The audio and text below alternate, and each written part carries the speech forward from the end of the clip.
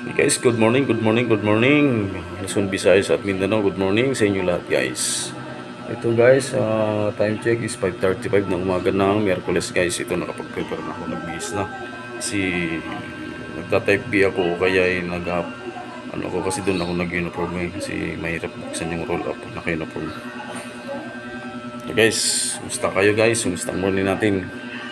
Kumusta guys, nakakagimbal yung nangyayaring kaguluhan dun sa Iran at saka sa Israel. At itong USA nakikisakuso na rin sa sobrang awa niya sa Israel kaya bubumbahan sila. Sana guys, ingat tayo mga OFW, kababayan natin sa ibang bansa.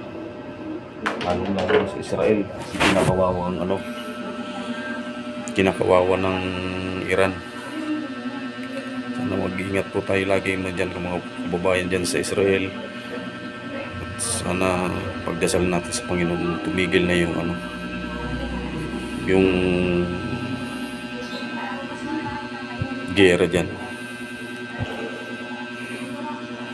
Guys, maraming salamat at lagi tayong magdasal sa Panginoon na tigilan na ang gera dyan sa Israel.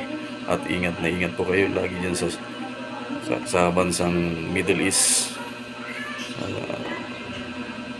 Dubai, sa mga mga malapit dyan sa mga nagigera na yan guys. Ingat po kayo, lagi kayong ingat. God bless po, I love you all.